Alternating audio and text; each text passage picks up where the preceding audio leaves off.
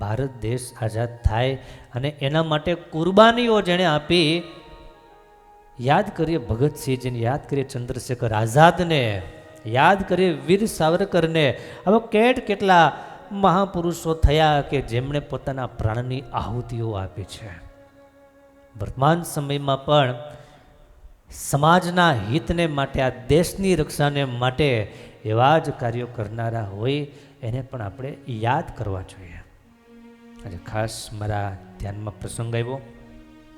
ભારત દેશની દુર્દશા કહીએ તો દુર્દશા આ દેશના 25 લાખથી વધારે વિદ્યાર્થીઓના ભવિષ્ય માટે બહુ મોટો પ્રશ્ન.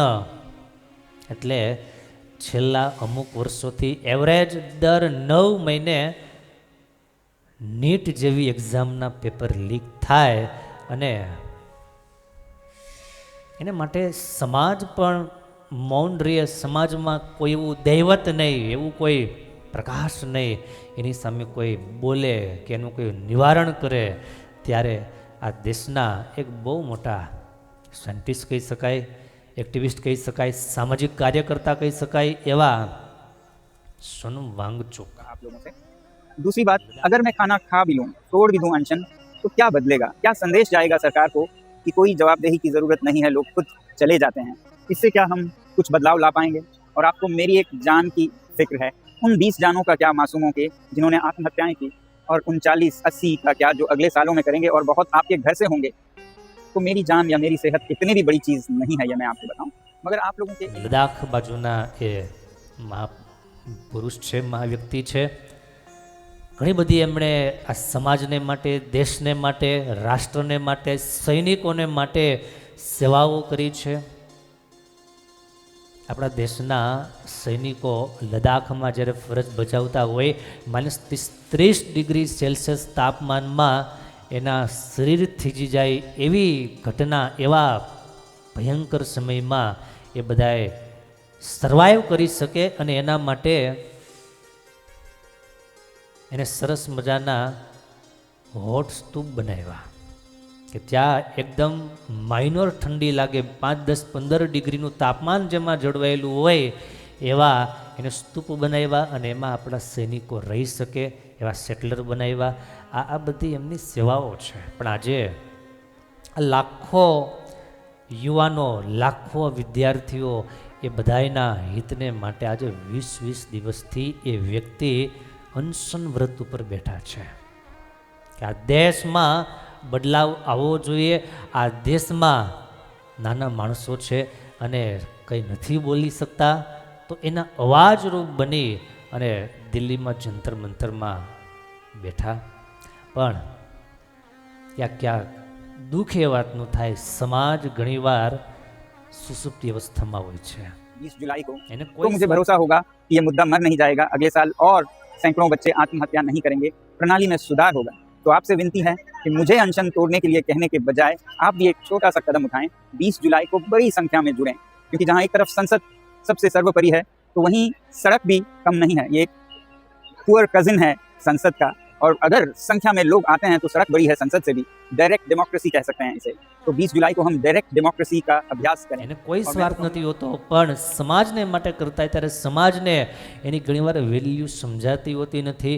અને બીજું, ક્યારેક એવું પણ બને કે સરકારથી ડરતા હોય માટે સામે ન આવતા હોય. સરકાર છે, એ કોઈ ગુંડા નથી, એ કોઈ રાક્ષસ નથી, એ સમાજને માટે છે, જનતાને માટે છે. જનતાને કંઈ પ્રશ્ન હોય તો ગાંધી ચિંધ્યા માર્ગે શાંતિથી એ પ્રશ્નને હજારોની, લાખોની, કરોડોની સંખ્યામાં એકત્રિત થઈ અને પોતાનું દુઃખ વ્યક્ત કરવું પડે. સરકાર સંવેદનશીલ હોય છે, એ સાંભળે, એ સમજે, એને સ્વીકારવું પડે. ફરજ પડે, કદાચ ન સમજાતું હોય તો. પણ એ મંચમાં ઘણીવાર એવું પણ બને કે નકામા તત્વો આવી જાય કે સરકાર વિરોધી કે સમાજ વિરોધી એવા તત્વો આવી જાય, ધર્મના નામે ભેદભાવ કરનારા હોય અને આખા મંચને બગાડી નાખતા હોય છે. અને જે વ્યક્તિ અનશન લઈને બેઠા હોય એનો બધો જે દાખલો છે એ બધો દાખલા ઉપર પાણી ફરી વળે. કારણ શું? એવા કોઈ નબળા માણસો કે નબળી વિચારધારા ધરાવનારા લોકો જ્યારે એમાં જોડાય ત્યારે એ આખું આયોજન બગડી જાય. પણ આપણે માત્ર એટલી વાત વિચારવાની કે નબળા માણસો જેટલા સક્રિય થાય એના કરતાં વધારે સારા માણસો સક્રિય થાય એટલે પરિણામ હંમેશા સારું સારું અને સારું આવે. કોઈની આલોચના કરવાની જરૂર નહીં, કોઈના વિરોધ કરવાની જરૂર નહીં, પણ એટલું તો અવશ્ય આપણે કરી શકીએ કે જે સમાજને માટે દૂષણ છે એ દૂષણ જ છે. અને એના માટે કોઈ પણ સરકાર હોય કે કોઈ પણ વ્યક્તિ હોય એને અનુસંધાન લેવું પડે અને સચોટ એનું કાયમને માટે નિરાકરણ કરવું પડે. જનતાના હિતમાં કાર્ય કરવા ઈચ્છતા હોય તોની વાત છે. બાકી મારા અનશન ઉપર બેઠો હોય, નક્કી કરીને બેઠો હોય મરી જવું, પણ અનશન છોડવું નહીં અથવા તો આ મુદ્દાને મૂકવો નહીં. પણ મુદ્દો ભટકી ન જવાય એની પણ ખાસ જાળવણી રાખવી પડે. અને સમાજે બીજા કોઈ મુદ્દાઓને ધ્યાનમાં રાખ્યા વગર માત્ર ને માત્ર સમાજના હિતમાં જે કરવું ઘટે, સમાજના હિતમાં જે કદમ ઉઠાવવું પડે એ કદમ ઉઠાવવાની તૈયારી અને એના માટે સતત પ્રયત્નશીલ રહેવું પડે. તો જ આવા બલિદાનો લેખે લાગે અને તો જ કોઈ માણસ ભવિષ્યમાં સારું કાર્ય કરવા માટે તૈયાર થાય. બાકી અમુક મીડિયા હોય, અમુક પત્રકારો, અમુક માણસો હોય એને તોડવા માગતા હોય, અમુક એનો ગેરલાભ ઉઠાવવા માગતા હોય, અથવા અમુક લોકો આ મુદ્દાને નામે ખોટી રીતે બીજાને બદનામ કરવા ચાહતા હોય. પણ આપણે માત્ર ને માત્ર હિતમાં કાર્ય કરીએ તો જ એ ન્યાયપૂર્ણ કહેવાય, તો જ સંગત થાય. उससे पहले भी आप कुछ कर सकते हैं.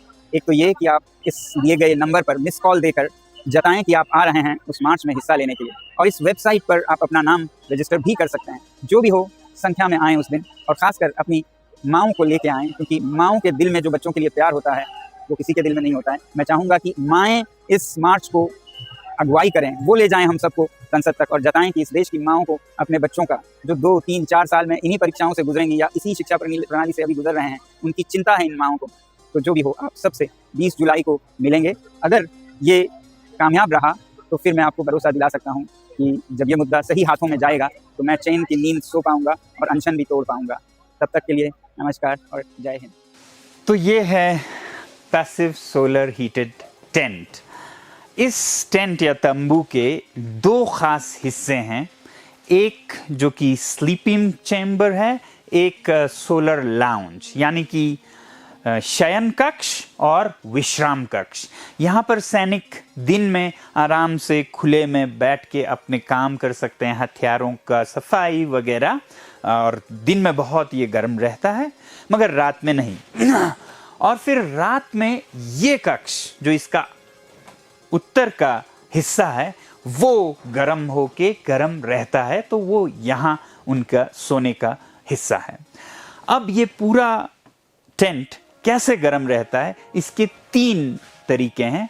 एक है कि दक्षिण दिशा से सूरज की किरणें आए, जैसे इधर आ रही हैं, वैसे ही ये जो दीवार है ये इसका दूसरा हिस्सा है. पहला हिस्सा दक्षिण से धूप आए, दूसरा हिस्सा वो धूप इस दीवार में, जो ये शयन कक्ष की दीवार देख रहे हैं वो एक हीट बैंक है, इसमें वो गर्मी जमा होके रहे ताकि वो रात को उपलब्ध हो जबकि गर्मी की सबसे ज्यादा जरूरत हो. तो दिन की गर्मी रात तक इस दीवार में कैद रहे या जमा रहे, संचित रहे.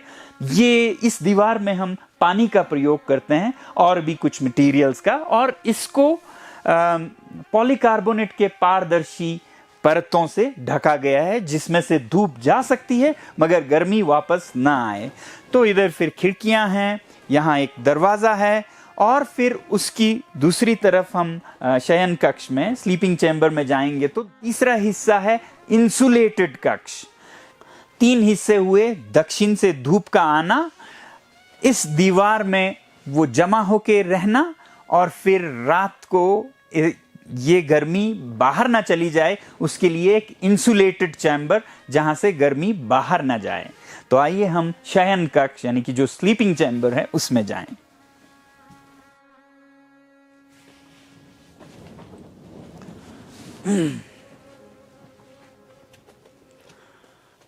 तो ये है पैसिव सोलर टेंट का नॉर्दर्न यानी कि उत्तर का हिस्सा, जहां से धूप नहीं आती है मगर अंदर की गर्मी बाहर जाती है। तो इसमें मोटे परत लगे हैं जैसे आपके स्लीपिंग बैग्स में होते हैं। ये 4 तक परत हैं जो कि हम जिस जगह पे हैं, कितनी ठंडी है उस हिसाब से 1 परत लगा सकें, 2 परत लगा सकें, 3 या 4 लगाएं। सर्दियों में हो तो चारों लगाने पड़े, गर्मियों में आप इसे उतारते जा सकते हैं। तो ये परतें अंदर की गर्मी को बाहर नहीं जाने देती। दक्षिण से धूप आती है, इस दीवार में जमा होती है और फिर उस धूप को अंदर की तरफ तो आ सकती है वो गर्मी, मगर बाहर नहीं जा सकती। इस वजह से ये जो शयन कक्ष है इसका तापमान रात में भी काफ़ी गर्म रहता है। जैसे कल रात को 10 बजे अंदर यहाँ पर 15 डिग्री था, जबकि इन दिनों बाहर की तापमान -14 के करीब चल रहा था। तो इस हिसाब से हमारा अनुमान है कि ये अंदर +10 से 15 के बीच रहे, बहुत गर्म भी न रहे, क्योंकि सैनिकों को तैयार रहना है बाहर -30 में लड़ने के लिए। तो +10 से 15 तक अगर रहे तो बहुत अच्छी बात है। इस टेंट में दक्षिण की धूप और बीच के ये दीवार में हीट बैंक और फिर उत्तर के इंसुलेशन के अलावा ये जो आकार है जो कि गोलाकार है, जिसके वजह से इस तंबू का सरफेस एरिया, क्षेत्रफल कम से कम होता है। ये एक ज्योमेट्री का हिसाब है। इसके वजह से भी गर्मी बाहर को कम ज़ाया होती है, तो इस वजह से अंदर गर्मी बनी रहती है। तो अभी बाहर धूप जा चुकी थी और आपने देखा बहुत ठंडी हवाएं चल रही थी, मगर अंदर बिल्कुल शांत है और तापमान मैं देख रहा हूँ 19.6 है। ये तो खैर अभी धूप डली है, मगर देखना रात को है कि रात को जब 9-10 बजे हो तो तब अच्छा तापमान हो। इस सोलर टेंट के डिज़ाइन में हमने ये ध्यान में रखा कि इसे पोर्टेबल रखना चाहिए ताकि ये कहीं भी ले जाया जा सके, और ऊंचे पहाड़ों में खासकर जो रेजांगला और ब्लैक टॉप हिल उनको नज़र में रख के, या फिर सियाचन ग्लेशियर उनको नज़र में रख के बनाया गया है। और इसको जब हम खोलते हैं तो ये कोई 30 से 40 हिस्सों में बट जाता है और हर हिस्से के वज़न 30 किलो से ज़्यादा नहीं होनी चाहिए ताकि उसे उठा के ले जाया भी जा सके। और इसका एक ज़रा महंगा वर्जन होगा जो कि एल्यूमिनियम का होगा, उसमें तो लगभग 20 किलो से ज़्यादा कोई भी हिस्सा नहीं होगा। इसका डिज़ाइन हमने सेना के साथ निकट समन्वय रखते हुए, उनकी ज़रूरतों को समझते हुए किया है और सेना ने हमें बहुत सहयोग इसमें दिया है। अब अगर हम इसकी कीमत के बारे में बात करें तो ये टेंट आगे चलकर भी और अभी भी तकरीबन 5 लाख रुपए में बन के आता है। मगर इसके विकल्पों के साथ अगर तुलना करें हम, तो विकल्प हैं लोहे के कंटेनर्स। उनमें एक तरफ तो हीटिंग की कोई व्यवस्था नहीं होती है, दूसरी तरफ उनका क्षेत्रफल एरिया जो है इसके आधे से भी कम होता है और उनका कीमत लगभग सेना को 9 से 10 लाख रुपए पड़ जाते हैं। तो ये आधे कीमत में दुगना क्षेत्रफल देती हैं। फिर दूसरा विकल्प है कपड़े के तंबू। वो तो सस्ते होंगे मगर बहुत ही ठंडे भी होंगे। इसी प्रोजेक्ट को अगर एक सरकारी लैब में एक रिसर्च प्रोजेक्ट की तरह किया गया होता तो शायद आधे से 1 करोड़ तक लग जाता। हमने यहाँ पर इसे बहुत ही कम खर्चे में किया और 1 महीने में डेवलप किया, और इसका खर्चा हमने सरकार से नहीं लिया, बल्कि ये जो परियोजना है ये मेरे अपने खर्चे से एक सेना के लिए भेंट या तोहफा के रूप में करने का हमने सोचा है। और अब हम बाहर आ गए हैं इस तंबू के। काफ़ी हवाएं चल रही हैं और काफ़ी ठंड है यहाँ पर। तो जाते जाते मैं ये बताऊं आपको कि इस तंबू का फ़ायदा सैनिकों को तो होगा ही, देश के खर्चे भी बचेंगे ही, मगर सबसे ज़्यादा फ़ायदा होगा आपको, हमें, ख़ासकर लद्दाख के लोगों को, और लद्दाख के तमाम पशु पक्षी फूल पौधे धन्यवाद करेंगे हमारे देश को। बताता हूँ वो कैसे। अभी जिस तरह से हमारे सैनिक और फिर चीनी सेनाएं और दुनिया की सारी सेनाएं जिस कदर से तेल जला रहे हैं, उससे बहुत भारी प्रदूषण हो रहा है। भारतीय सेना ही लद्दाख में सालाना 1,00,000 किलोलीटर का प्रयोग करती है ईंधन का, जिससे कि तकरीबन 3 लाख टन कार्बन डाइऑक्साइड हवा में जाता है, जिससे कि जलवायु परिवर्तन होता है, जिससे कि आप दिल्ली में महसूस करते हैं और समुद्र तल पर, और हम लद्दाख में ग्लेशियर्स का पिघलना, तमाम सिस्टम्स का बिगड़ना देख रहे हैं। तो हमारी उम्मीद है कि अगर हमारे सैनिक ऐसे तंबुओं का प्रयोग करते हैं तो भारी मात्रा में तेल के प्रयोग में कमी ला सकते हैं। वैसे ही मैं तो चाहता हूं कि चीन के सैनिक भी, जिनको वहाँ भी उन्हें ठंड लगती होगी, उनका भी बहुत खर्चा है, प्रदूषण तो फिर चाहे चीनी हो या भारतीय हो, सबको भुगतना पड़ेगा। मुझे उम्मीद है कि ऐसे आविष्कार का फ़ायदा हमारे सैनिकों को मिले, हमारे आबो हवा को मिले, और हमारे ही क्यों, चीन की तरफ भी वहाँ की हवा भी साफ रहे, वहाँ के सैनिक भी इसका इस्तेमाल कर पाएँ, क्योंकि वो भी इंसान हैं, उन्हें भी ठंड तो लगती ही होगी। मगर शायद फ़र्क इतना हो कि अब की बार सामान भारत से चीन जाए, न कि हर बार की तरह चीनी सामान हम खरीदें, और ये जो व्यापार का फ़र्क है वो भी कम हो और सब पड़ोसी खुशी से रह सकें।